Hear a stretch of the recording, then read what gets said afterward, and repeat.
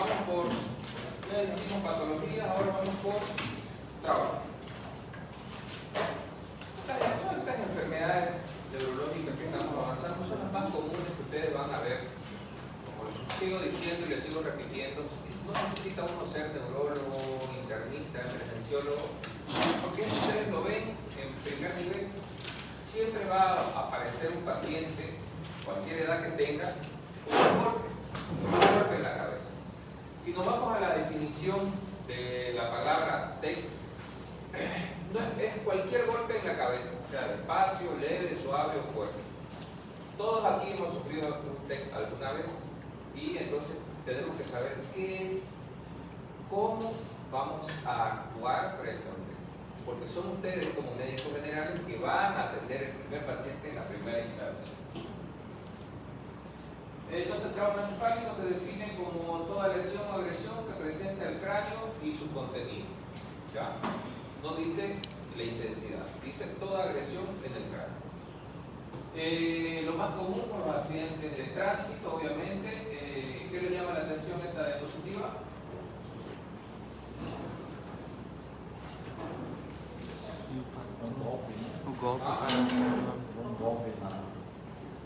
La bóveda craneana. ¿Qué más? No, que una mujer indica que las mujeres apestan manejando. Por eso puse ejemplos de una mujer. Los hombres manejamos bien. Epidemiología, se decía antes, digamos que era más para los hombres, pero ahora obviamente con las mujeres al volante es prácticamente 50-50. ¿Ya? No solamente mujeres al volante, sino que las mujeres hoy en día ya practican hasta deportes de alto contacto tan o igual que nosotros. Fútbol, rugby o hasta artes marciales. Entonces, el TEC prácticamente es en todo. Hombre, mujer, niño, no hay diferenciación. ¿Ya? El mecanismo de lesión, el encéfalo se haya rodeado por una bóveda. Como dice su nombre, es una bóveda, es la calota craneana. Después del fémur es el hueso más duro que tenemos en la cabeza y la parte frontal es lo más duro que tenemos en todo el cuerpo. ¿Ya? Pero si el golpe es demasiado fuerte, puede atravesar alguna lesión. Tengan en cuenta que nuestro cerebro no entra cabalito dentro de la bóveda craneana. Si nosotros sacudimos la cabeza, existe un espacio virtual en nuestro cerebro, en la cabeza. Cuando hay ese fenómeno de aceleración y de esa aceleración ocurre el golpe, ocurre el traumatismo en dos lugares. El lugar directo y el lugar indirecto cuando desacelera. ¿Ya? Que es la imagen que vemos aquí. El lugar directo y el lugar indirecto cuando desacelera. Por eso se llama aceleración, desaceleración. El término ese que utiliza seguramente que antes escuchado utilizar. ¿Qué tenemos por lo general? Cuando tenemos un golpe tenemos la lesión primaria, lesión secundaria y lesión terciaria. Pregunta examen. La lesión primaria, como dice su nombre, es lo primero que va a suceder en el golpe. ¿Qué es lo primero que va a suceder cuando yo me golpeo la cabeza? ¿Ah? El chichón. Entonces una lesión primaria, el gallo, ¿no es? ¿Qué más? Si el golpe es fuerte y se fractura mi cráneo, lesión primaria. Si hay una hemorragia, lesión primaria. Es lo primero que va a suceder en el golpe. Lo primero que acontece en el traumatismo. ¿Ya? Esa es la lesión primaria. La lesión secundaria es lo secundario a la lesión. Si yo tengo un hematoma, ese hematoma va creciendo y va a producir un hematoma sudural, epidural, intraparenquimatoso, una hemorragia intraparenquimatosa. Eso es lo secundario. ¿Ya? Se supone que después ustedes van y leen por lo menos las diapositivas, ¿no ven? ¿Ya? Y lo terciario, ¿qué va a ser? Las secuelas de ese trabajo. Por ejemplo, si yo me golpeo la cabeza hoy y de aquí 2 o 3 meses, cuando ya estoy de alta en mi casa, voy a tener migraña. Son cefaleas, que son cefaleas postraumáticas. Si el golpe fue fuerte, tal vez estuve en terapia intensiva y entubado, digamos, voy a tener, qué sé yo, una epilepsia postraumática. O a veces hay pacientes que quedan psicóticos por el mismo trauma. ¿Han visto alguna vez alguna persona que ha sufrido hipoxemia o un golpe tan fuerte que queda después loco, digamos? Que no son psicosis o esquizofrenia, son secuelas del trauma. ¿Me entiendes? Entonces, primario es inmediato, secundario, lo que pasa por la lesión. Por ejemplo, si yo tengo una lesión primaria, una fractura de cráneo, y se me infecta, la fractura viene a ser primario, y la herida de la fractura, o sea, el tajo que voy a tener aquí, va a ser secundario, porque no se me va a infectar inmediatamente, ¿no ves? No es que al minuto ya está la herida infectada. ¿Se acuerdan? ¿No ves eso? Saben, llevaron técnica quirúrgica, los tiempos de curación de herida, cuando se denomina una herida limpia. ¿Se acuerdan? ¿No ves eso? Por eso cuando llega el paciente, nosotros vemos eso. Primario, secundario y terciario. La fisiomatología es la misma del fenómeno de Monro-Micheli. Tenemos masa encefálica 80%, sangre 10 y líquido cefalorraquídeo 10. Si hay una variación en eso, obviamente el paciente va a empezar a enfermar. ¿Qué síntomas va a tener? Desde lo más mínimo, cefalea, confusión, aletargamiento, convulsión, coma y se puede morir. ¿Ya? Los mecanismos de lesión, pues encerrado, ya, cuando no hay herida de solución de continuidad, por eso se llama cerrado. Abierto, cuando hay solución de continuidad, por ejemplo, una herida de bala, un cuchillo, ya, un arma blanca, ya. Por atrición, cuando hay compresión, por ejemplo, la gente que trabaja en maquinaria, ya. Otra vez la escala de Glasgow, voy a volver a preguntar, vuelvan a aprendérsela de memoria, la escala de Glasgow, porque ya no va a valer tantos puntos, pero voy a volver a preguntarla, ¿ya?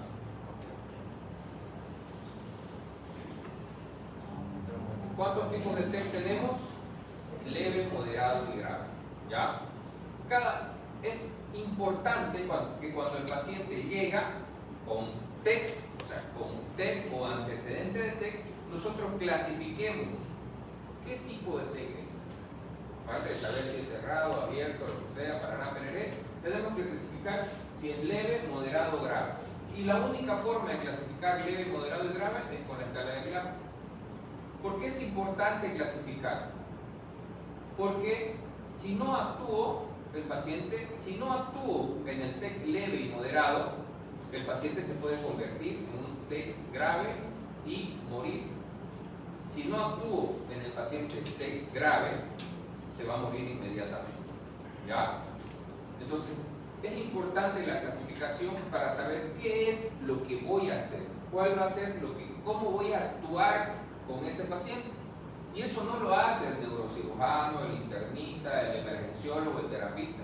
Eso lo hace el médico general, porque es el médico general el primero en ver al paciente, en hacerle el triaje. Porque viene el paciente caminando y dice, me caí ayer y me golpeé la cabeza. Viene el paciente en silla de rueda, me caí ayer y me duele la cabeza. Viene el paciente en camilla y lo traen de otro lugar y el personal que lo trajo, paciente que se cayó de grado, más o menos así. Entonces ustedes tienen que saber qué es lo que van a hacer con ese tipo de paciente. Y yo les voy a enseñar ahora. ¿Ya? Las lesiones en el cráneo podemos tener fracturas de la calota craneana, ¿ya? Fracturas fracturas de la base del cráneo, ya múltiples fracturas vamos a tener. Eso obviamente la única forma de ver una fractura va a ser con una radiografía que prácticamente hoy en día ya no se utiliza. Porque a ver, si viene un paciente con un TEC y algún mínimo de lesión, ¿para qué le vas a hacer una radiografía de cráneo si al final igual tenés que hacerle una tomografía? La tomografía también saca radiografía y en 3D todavía. Entonces como que vas perdiendo el tiempo. Ahora, si estás en un hospital de primer y segundo nivel donde no tenés tomografía y tu paciente no es urgente que tengas que transferirlo por X, Z y motivo, a veces hasta por motivos administrativos, ¿ya? Y tener rayos X a mano, entonces sí tenés que utilizar lo que tenés a mano. ¿Ya? Obviamente vamos a hacer, si llega un paciente con una herida, con una solución de continuidad, vamos a hacer una limpieza de la herida, dependiendo a qué tipo de TEC tiene. Porque si es un TEC grave, si es un paciente con TEC leve, moderado, va a venir al consultorio o tal vez a una sala de urgencia. Acuérdense que urgencia y emergencia no es lo mismo. Si viene un paciente con TEC leve y moderado, ¿qué vamos a hacer? En un consultorio, ¿qué vamos a hacer? En un consultorio, historia clínica. Y si viene un paciente en emergencia, ¿qué hacemos? Entonces la herida pasa a segundo plano. En el ABCD, ¿qué va primero? A vía aérea.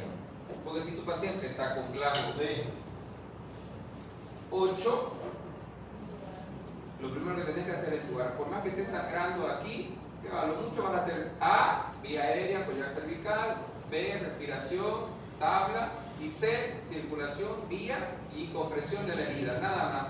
Pero inmediatamente ya tenés que estar listo para entubarlo a tu paciente para proteger la vía aérea. ¿Se dan cuenta? Por eso es importante definir el qué glajo llegó a tu paciente.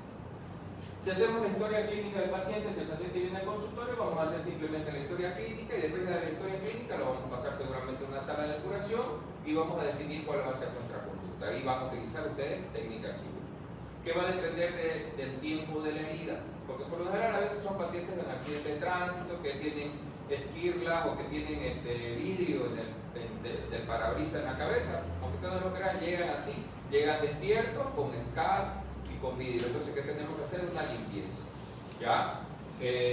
Por lo general, lo ideal sería que todos los pacientes que tienen heridas en la cabeza grave, ¿ya? Porque tengan en cuenta que la cabeza es un lugar de mucha irrigación, lo ideal es hacer limpiezas quirúrgicas en quirófano, lo ideal.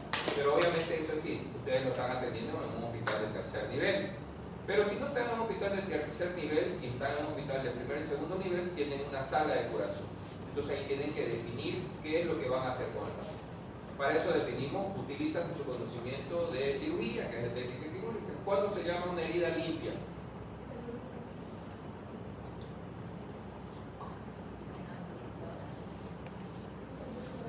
Yo estoy en el baño, me baño y después de bañarme me rasuro y me corto rasurándome. ¿Es una herida limpia? ¿Sí? ¿Quién dice sí? ¿Quién dice no? ¿Quién dice no? A ver, los hombres que se han cortado, porque tienen barba, los que se cortan en el baño rasurándose. ¿Es una herida limpia eso o no? Si estás después de bañarte, ¿es una herida limpia? Sí, es una herida limpia. Sim, está em condições de limpeza, de higiene. É uma herida No, limpia. Pero depende do La única herida limpia es la que se realiza dentro del quirófano. ¿Acaso el baño está esterilizado?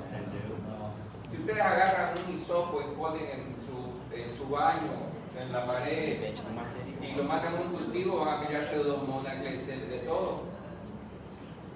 Las heridas limpias solamente se producen en quirófano. Yo agarro, meto al paciente al quirófano, corto, para sacarle la vesícula, corto. Esa es una herida limpia. ¿Cuándo es una herida contaminada? La que nos hacemos ahorita. Ahorita ustedes estamos aquí, se supone que todos están bañados, supongo, y se corta, digamos, que se yo, agarrando un vaso o lo que sea, se corta, es una herida contaminada, porque este ambiente es contaminado. ¿Cuándo es una herida sucia? Cuando tiene contenido. Cuando en la herida tiene tierra, arena, materia fecal o lo que sea, digamos, ¿no? Ahora, ¿hasta cuánto tiempo puedo limpiar una herida? Vuelvo a preguntar, para que entiendan. Vino la doctora con una herida, se cayó manejando bicicleta y se rasguñó el hombro, digamos. Y tiene una herida y está con tierra, la herida pues se cayó en el piso y llega al consultorio. ¿Cuánto tiempo tuvo que haber pasado desde que llegó, desde que se cayó la bicicleta hasta el consultorio para que yo pueda hacer una curación de esa herida en una sala normal? ¿Cuántas? Eso llevaron en técnica quirúrgica, no van a decir que no. Menos de 4 horas. Hasta las 4 horas. La doctora me dice son las 5:30. Me caí hace 2 horas.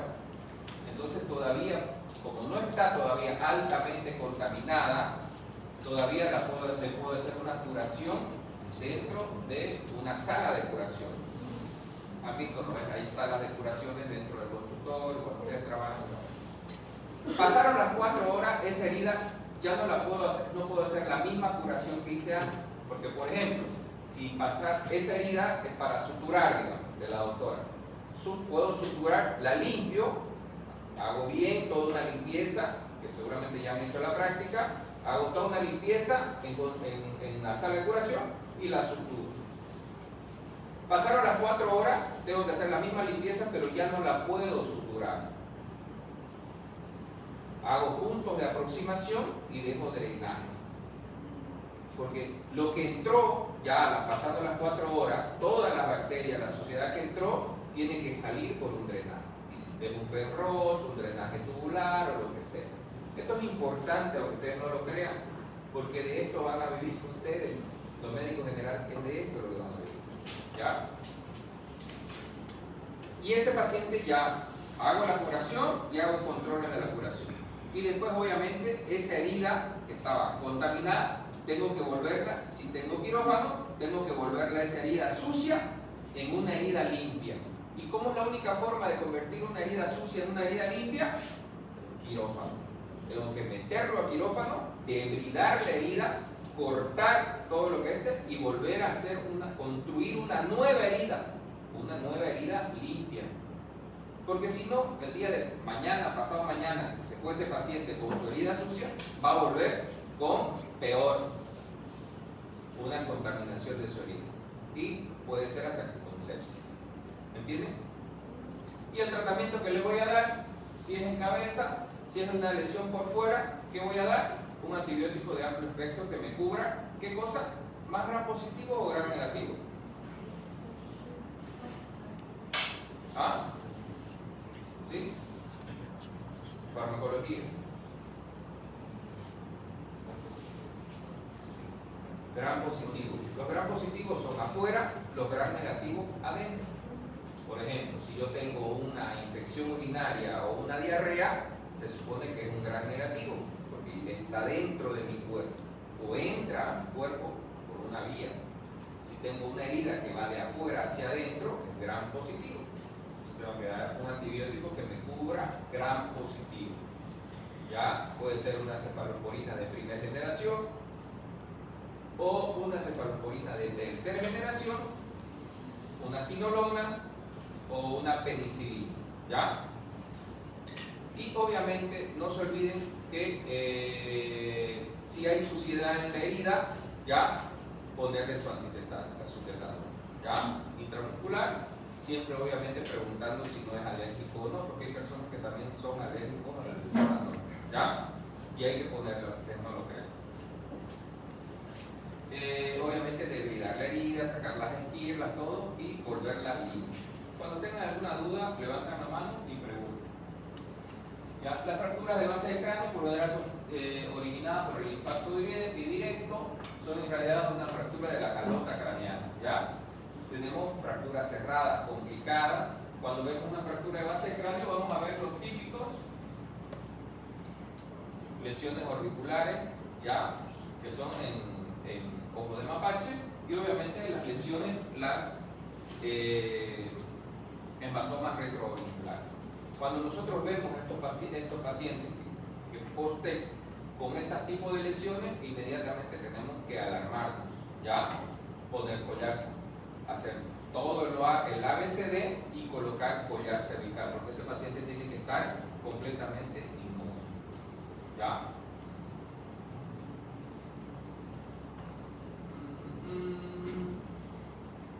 Muchas veces, a veces también vemos a los pacientes con accidentes de tránsito o traumatismo grave, salida de líquido cefalorraquídeo por las aberturas fisiológicas. Por ejemplo, si vemos un líquido claro saliendo por el oído, vamos a diagnosticar otorraquia. Si es por la nariz, rinorraquia. ¿Ya? Acuérdense, pregunta de examen. ¿Ya? ¿Qué hacemos cuando vemos esto? Yo llego, ustedes no me crean, a mí me pasó una vez esto. Yo venía de Samaipata y hubo un accidente. Yo venía en mi movilidad y frené para ayudar, digamos, y estaba el paciente tirado en el piso, ya lo estaban atendiendo, un paramédico, y tenía salida de líquido cefalorraquídeo por la oreja y agarró una torunda de algodón y le tapó el oído. ¿Qué se imaginan? ¿Está bien o está mal? ¿Bien o mal? Mal. ¿Qué piensan? Usen la lógica. Tenemos 80% de masa encefálica, 10% de sangre y 10% de líquido cefalorraquídeo. Si yo tuve un golpe y por el golpe produzco hidrocefalia, el líquido excedente va a querer salir por algún lugar extra para liberar la presión del cráneo. Si yo tapo esa liberación extra, ¿qué va a suceder? Va a aumentar mi presión intracraneal. Entonces, cuando ustedes vean estos pacientes que está saliéndole líquido, porque a veces, aunque ustedes no lo crean, a veces está con moco, no es moco, es líquido cefalorraquídeo. Y a veces está claro y con estrellitas de sangre, el líquido cefalorraquídeo obviamente con sangre. No lo tapen, déjenlo así abierto, porque el cuerpo a veces es tan sabio que abrió un camino para liberar la presión del cráneo, para que el paciente obviamente mejore. Porque al final, ¿qué es lo que vamos a hacer nosotros si tiene un hematoma? Taladrar el cráneo, abrir el cráneo y liberar la presión. Eso el cuerpo lo está haciendo por sus orificios naturales. También puede entrar aire por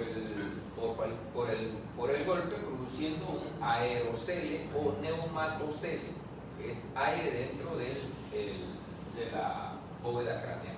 ¿Ya? El aire también ocupa un espacio. Aquí también tenemos aire.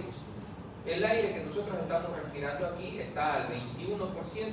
Entonces ese 21% dentro de la cabeza, sumado a la presión intracraniana, va a aumentar a 2-3 veces, va a ser 60-80%, que va a producir ¿qué? Un aumento de la presión intracraniana. Entonces estos pacientes son quirúrgicos. Llega el paciente a la emergencia o a donde ustedes estén y puede tener estos síntomas, que son una conmoción cerebral. Una conmoción cerebral es igual a una confusión. Es importante saber estos términos. ¿Por qué? Porque cuando ustedes derivan a estos pacientes, tienen que poner una hipótesis diagnóstica. Y el diagnóstico es clínico. ¿Ya? Seguramente va a estar sintomografía, y entonces el paciente tiene que llamarlo con un diagnóstico. ¿Cuál es el concepto de conmoción cerebral o confusión cerebral? Es la alteración transitoria de nivel de conciencia post-texto. Siempre tiene que haber habido un golpe. Un golpe y el paciente se desmayó. Duración variable, por lo general son segundos, muy rara veces par de minutos. Y la recuperación es espontánea, así como se desmayó, despertó. Y despierta 15-15, a diferencia de una paciente que convulsionó. Porque hay muchas veces que confundimos la confusión con una convulsión. Cuando el paciente se golpea y convulsiona, ya, a veces la convulsión es simplemente un desmayo. Ya les he dicho que no piensen solamente que convulsionar es sacudir todo el cuerpo. Ya, a veces la convulsión es un trastorno de ausencia. El cerebro, como una computadora, se apaga, el cuerpo se desmaya y despierta. Pero cuando despierta, se reinicia. Entonces tenemos ese estado posictal. Despierta y dice, está así, afásico, o sea, a veces ni habla, mira para todos lados. Eso no es un despertar de una conmoción, eso es que el paciente convulsionó. En este caso, el paciente se golpeó, se desmayó, 2, 3, 5 segundos, despierta y ¿qué pasó? ¿Dónde estoy? ¿Todo bien? Sí, nada. y empieza a hablar 15-15 de nuevo. ¿Ya? No tiene secuelas, quiere decir que mueve las 4 extremidades, se acuerda de todo, obviamente del momento no se va a acordar, pero de todo lo demás sí. Va a haber sin alteración de las funciones y sin hallazgos anatomopatológicos. ¿Qué significa eso? Que yo le hago una tomografía y no hay nada en la tomografía, está normal. Esa es la diferencia de una conmoción con una contusión. Los dos son lo mismo, simplemente que en la contusión le hago la tomografía y el paciente sí va a tener una lesión cerebral. Por más mínima que sea, una gota de sangre, pero sí va a haber. ¿Entendido? Pregunta de examen. ¿Cuál es la diferencia entre contusión y conmoción? Eso.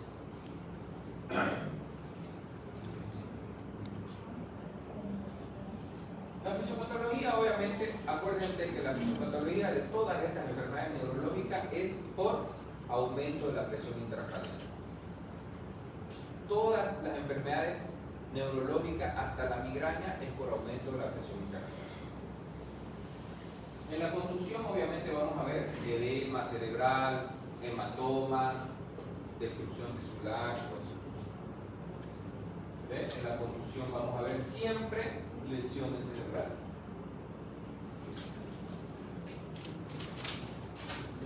¿Cuál es el tratamiento de la lesión cerebral? Obviamente, si hay lesión cerebral, el tratamiento es quirúrgico. ¿Ustedes qué van a hacer? ¿Qué van a hacer ustedes? No, ¿qué van a hacer? ¿Qué van a hacer con el paciente? No lo van a operar, ¿no? ¿Ustedes qué hacen? Cabecera a 30 grados, oxígeno. O sea, si te golpeas la cabeza, a veces que no te duele. El paciente está con dolor porque le está doliendo, porque se golpeó la cabeza. El dolor, ¿qué produce? Hipertensión y taquicardia. La hipertensión y taquicardia aumenta el flujo sanguíneo. Y si aumenta el flujo sanguíneo, aumenta tu flujo sanguíneo cerebral. Si aumenta tu flujo sanguíneo cerebral, ¿qué va a haber? Aumento de la presión intracraniana. Entonces, ¿cómo le disminuís el aumento de la presión intracraniana? Cabecera a 30 grados, oxígeno, y le quitas el dolor. Eso es lo que van a hacer ustedes. Ustedes no lo van a operar. Pero ya haciendo eso simplemente, que voy a volver a preguntar de nuevo, ya salvaron por lo menos un 50% del paciente. Y lo más importante, que no se lo aquí. ¿Ya? Otra vez, lesiones primarias, secundarias, terciarias, léanla, ya saben que es primario, secundario y terciario. Bueno. Las lesiones terciarias son las secuelas, pueden ser trastornos psiquiátricos, trastornos oftalmológicos como disminución de la agudeza visual, síndrome poscomicial, afasia, cualquier cosa. ¿Ya? ¿Se entendió hasta ahí? ¿Sí? Lo pasé rápido porque quiero más tomar énfasis en el tratamiento, que es lo más, en esta parte es lo más importante. ¿Ya? ¿Qué voy a hacer cuando llegue un paciente con un TEC? Cuando llega el paciente con TEC grave y moderado, como que no hay mucha ciencia. A ver, si llega un paciente en camilla con glago de 8, digamos, o sea, y la cabeza partida, o sea, no hay mucha ciencia que hacer, digamos. ABCD, cabecera a 30 grados, y vámonos, digamos. Pero si les llega un paciente que se golpeó simplemente la cabeza y llega caminando a su consultorio, ¿qué van a hacer? ¿Paracetamol de su casa? No. Estos pacientes se dividen en bajo riesgo, moderado riesgo y alto riesgo. Fíjense que bajo riesgo es si no presenta otras lesiones asociadas que requieran un ingreso hospitalario. Es ese paciente que se golpeó la cabeza hace un momento, o ayer o antes de ayer, llega caminando a su consultorio y no es diabético, no es hipertenso, tal vez no se golpeó en ninguna otra parte más del cuerpo. Entonces en ese paciente sí, tal vez podemos darle sí un analgésico y vaya hacia su casa. Tal vez inclusive, ¿no? Pero sí necesita observación. debe informarse por escrito una historia clínica que le están dando de alta al paciente, pero que tiene que tener un familiar a cuidado en caso de que ocurriera algún síntoma. Entonces, si ese paciente llega solo y dice, en el caso de ustedes, por ejemplo, que son estudiantes, yo también soy estudiante y estudié en otro lugar, llega la doctora y dice, se golpeó la cabeza, me golpeé ayer, me desmayé y vine ahora al hospital. Dice, lo atiende el médico y dice, no que nada, fue ayer el golpe, toma para salud, vaya a su casa. No le pregunté dónde vive, con quién vive, porque imagínense que esa señora, que la doctora, vive sola en su departamento, no tiene amigos porque es una ermitaña, y después, a los 2 o 3 días, a alguien se le ocurrió, háblenle a la doctora tanto, y ella está muerta en su cuarto porque convulsionó hasta morir, digamos, ¿no? ¿Entienden? Entonces es importante preguntar con quién vive, porque muchas veces, si la persona vive sola, mejor es dejarlo en observación, no les estorba a ustedes ahí en el hospital, en un rinconcito, en una camilla o en una silla de ruedas. 6 horas. ¿Qué es lo que hago yo o lo que hacemos por lo general los médicos? Le pedimos un hemograma para que tarde 4 horas y hemograma, una glicemia, digamos así, ya por lo menos hasta que salga su laboratorio y hasta eso vemos, digamos, si le damos de alta o no. ¿Okay? Entonces vamos a preguntar muchas cosas, por eso la historia clínica es muy importante. ¿Dónde vive? Si vive muy lejos, por ejemplo, si ustedes están haciendo provincia, qué sé yo, allá en el Amazonas, digamos, y tienen que cruzar un río y 3 caimanes para que venga el paciente y ustedes lo van a despachar solo a una comunidad ya, digamos, no, digamos, si vive muy lejos, lo ideal es tenerlo en el hospital 6 horas tranquilamente, no les estorba al paciente. ¿Entienden? Bajo riesgo es cuando no es así, a la inversa. Tenemos moderado riesgo que debe permanecer. Lo de moderado riesgo deben permanecer en observación al menos 24 horas. Pueden reducirse a 12 horas de observación si no hay sintomatología neurológica. Cuando la tomografía está normal, en estos pacientes, un paciente que se golpeó, se desmayó, tuvo una conmoción cerebral, la tomografía está normal, pero aún así ya hubo un antecedente de desmayo. Es una conmoción cerebral, no hay lesión anatomopatológica. Pero lo voy a dejar por lo menos 12 horas en observación, con una hidratación y con un analgésico.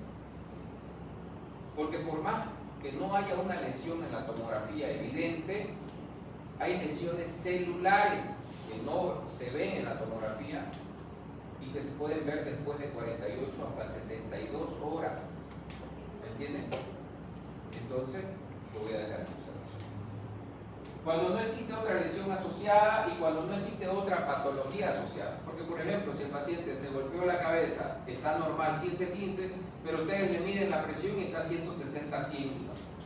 No le van a dar un analgésico, suben a la PRIL y váyase a su casa, digamos. Es un poquito de lógica también, ¿no ve? O está con glicemia de 300, digamos. ¿No? Hay una patología asociada. Y obviamente, alto riesgo, una vez diagnosticado, se estabiliza y el paciente tiene que pasar a UCI. Alto riesgo, ¿cuándo es? Cuando es ese paciente que se golpeó y ustedes ven que hay un deterioro del estado de conciencia o deterioro del estado cognitivo. Porque a veces nosotros no notamos el estado cognitivo del paciente porque obviamente no lo conocemos. Pero, por ejemplo, viene el niño que viene con la mamá y dice, no está normal mi hijo. Él jugaba, era como que diferente, pero después que se golpeó, lo veo diferente. Tal vez por ahí es el susto, lo que sea, pero no. Si el familiar dice que no lo ve normal, hay que creer. Entonces, una tomografía, observación y tal vez valoración, y mejor si es valoración por neurología o neurocirugía. ¿Ya? Y obviamente todo su laboratorio. ¿Se entendió aquí esta parte? Sí, ¿lo ve? Esto es para que no nos demanden. ¿Qué vamos a hacer cuando tenemos un TEC leve? Primero llega el paciente con un TEC leve. El paciente está 15-15 o 14/15. Este paciente con TEC leve llegan al consultorio, no llegan a la emergencia porque vienen caminando. Porque con 15-15 yo estoy normal y hasta con 14-15 yo estoy normal. Camino, ando, todo normal. Llegan al consultorio, ¿qué es lo que hago? Historia clínica. El protocolo del ATLS dice, clarito, que estos pacientes sí o sí van a observación. No necesariamente se los internan, pero sí o sí hay que observarlos por lo menos 6, 12 o 24 horas, dependiendo del protocolo de cada hospital. Por ejemplo, en el hospital donde ustedes hacen práctica, donde yo trabajo, nosotros tenemos el protocolo de las 12 horas. El paciente tiene que estar máximo 12 horas en observación. Después de las 12 horas se tiene que definir qué es lo que se va a hacer. O se va o se queda. Así de sencillo. Pero cada hospital, cada centro de salud tiene un protocolo. Hay protocolos de 6 horas, ¿ves? Porque difieren de acuerdo a la institución. Nosotros en nuestra institución definimos 12 horas y punto, porque nuestra patología nosotros han visto es muy variada. Entonces a veces es muy difícil, aunque ustedes no lo crean, diagnosticar, llegar a un diagnóstico ni siquiera preciso, presuntivo en 6 horas. A veces tardamos hasta 12 horas en poder definir qué hacer con un paciente. Uno, por la cantidad de pacientes y obviamente por la complejidad. Entonces hacemos, y dice el protocolo, dice, si su hospital, estoy hablando de TEC leve, si ustedes tienen tomografía, hay que hacerle tomografía. Vuelvo a repetir, TEC leve, entra caminando a su consultorio, me golpeé la cabeza. Sí o sí va a observación. Ahí veo si su riesgo es leve, moderado o grave. Voy a definir dónde va a ir la observación. Si está acompañado, tiene familiares, vive cerca, observación en su casa. Si no, observación en el hospital. Si tengo tomografía a mano o el hospital donde se hace la tomografía está cerca, sí se recomienda hacerle tomografía. Si no tengo tomografía y el hospital donde hay que hacerle la tomografía es demasiado lejos, solamente queda en observación. Ahí va a depender mucho que su criterio médico. Ustedes van a definir qué es lo que van a hacer con todo esto que están aprendiendo ahora. Todo, no solamente lo que yo les estoy enseñando, todo lo que aprendieron dentro de la universidad. ¿Entienden? Eso es el protocolo para TEC leve. Ahora, ¿qué voy a hacer? ¿Cómo lo voy a dejar en observación? Todo paciente que quede en observación, ¿qué? Vía. ¿Qué solución? Cristaloide. Siempre cristaloide, nunca coloide. ¿Por qué? Porque el coloide aumenta la presión intracraneana, dextrosa, albúmina, lebulosa, lactulosa, lo que sea. Entonces, siempre cristaloide. Mi goteo va a depender de mi presión arterial y de mi grado de deshidratación que tenga el paciente. Por lo general, los pacientes con TEC leve están normales, con un suerito para mantener vía 10, 14 gotas, más que suficiente. Su analgésico, ¿qué analgésico vamos a dar? ¿Qué analgésico damos? ¿Qué analgésico le doy?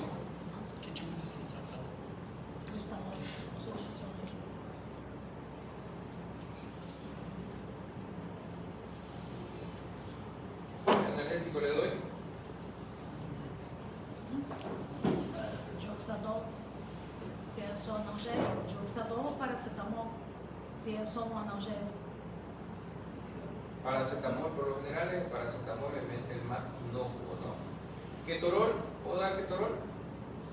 Puede, ketorol. No, porque el ketorol produce hemorragia. ¿Ya? ¿Dipirona? ¿Puedo dar dipirona? Sim. Puedo dar dipirona. ¿Tramadol? Tramadol seria depois, se a dor é muito intenso. Se ladipirona não hace efeito, e aí então se tramadol, pero não tramadol primeiro, ladipirona primeiro. ¿Alguna vez? Ah, claro. ¿Qué sintieron cuando tomaron el tramadol? ¿Ah? ¿Qué? ¿No le dolió el estómago? ¿No le dio mareo? El tramadol sim, dá mareo. ¿El tramadol endovenoso se han puesto alguna vez? Claro.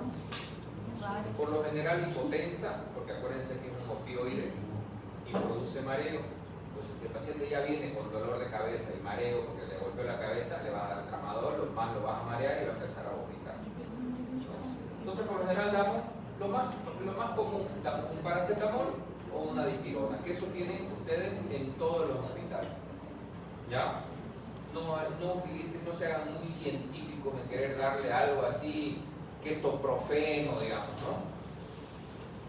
Hay que darlo a goteo, puede producir alergia. Obviamente siempre antes de administrar cualquier fármaco tienen que preguntar alergia, ¿no? Hay personas que son alérgicas al paracetamol, al ibuprofeno. ¿Qué hago con un paciente con TEC moderado? Como que es más fácil porque ya tiene el glasgo de 13, digamos. Entonces como que ya lo veo, el paciente puede estar disártrico, entonces obviamente ese paciente con glasgo de 13 sí o sí ya tengo que internarlo, porque ya ese paciente que está con un TEC moderado, directamente no la pienso dos veces porque sé que está con alteración del estado de conciencia y obviamente va a ir para internación. ¿Cómo lo interno?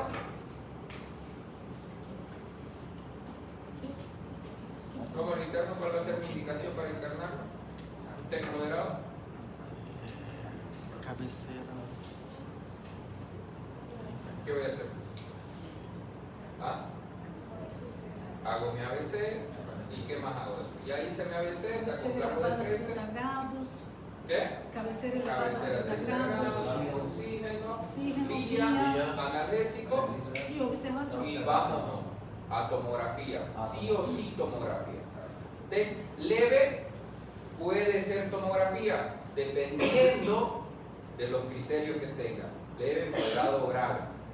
Bajo, moderado o alto riesgo. El TEC leve. Solamente hago tomografía en el TEC leve si es que lo tengo el tomógrafo a mano. Si mi hospital lo tiene el tomógrafo o si digamos el tomógrafo está, qué sé yo, en el hospital de aquí al lado, digamos. ¿Entienden? En el TEC moderado sí o sí tengo que hospitalizarlo porque ya hay una alteración del estado de conciencia.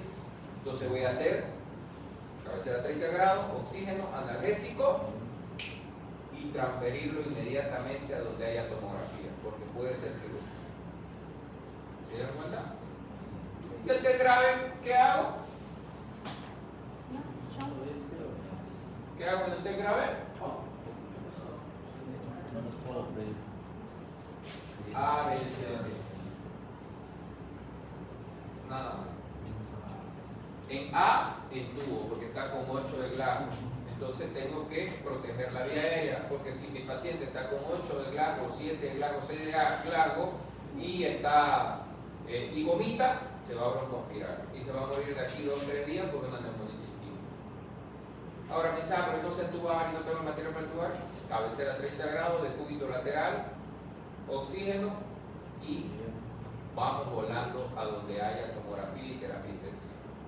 Porque el TEC grave 100% es quirúrgico.